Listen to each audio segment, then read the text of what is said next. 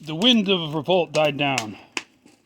We continued our march toward the square. In the middle stood the notorious Dr. Mengele, a typical SS officer, a cruel face but not devoid of intelligence, and wearing a monocle.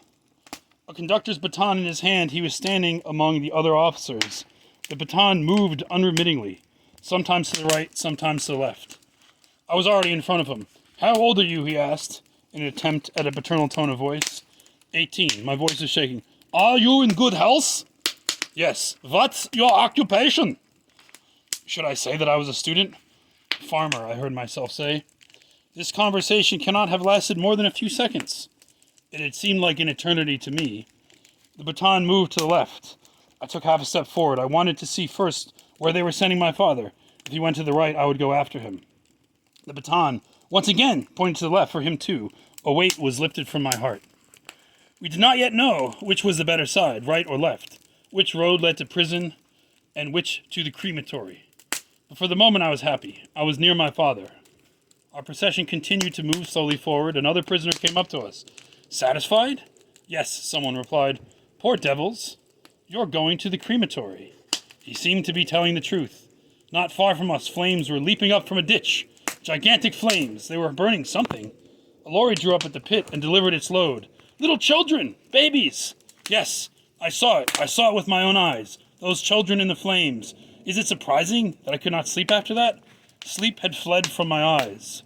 So this was where we were going. A little further on was another and larger ditch for adults. I pinched my face. Was I still alive? Was I awake? I could not believe it. How could it be possible for them to burn people, children, and for the world to keep silent? No, none of this could be true. It was a nightmare. Soon I would wake with a start, my heart pounding, and find myself back in the bedroom of my childhood among my books. My father's voice drew me from my thoughts. "It's a shame that you couldn't have gone with your mother. I saw several boys of your age going with their mothers." His voice was terribly sad. I realized that he did not want to see what they were going to do to me. He did not want to see the burning of his only son. My forehead was bathed in cold sweat, but I told him that I did not believe they could burn people in our age, that humanity would never tolerate it. Humanity is not concerned with us.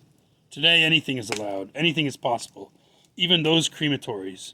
His voice was choking. "Father," I said, "if that is so, I don't want to wait here. I'm going to run to the electric wire. That would be better than slow agony in the flames." He did not answer. He was weeping.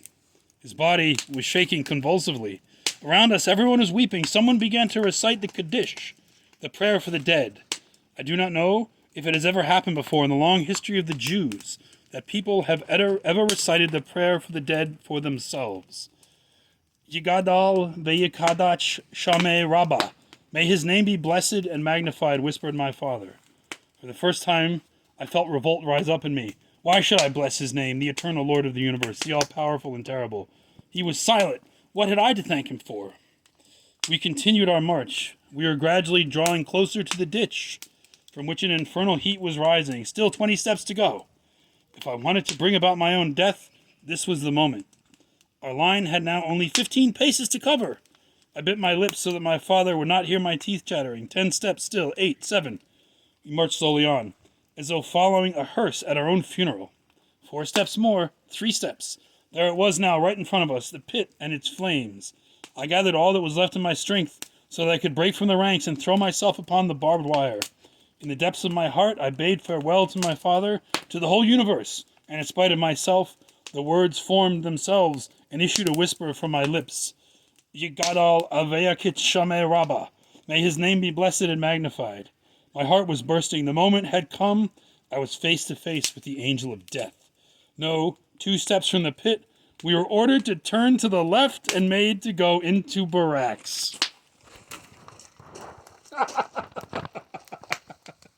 So he didn't actually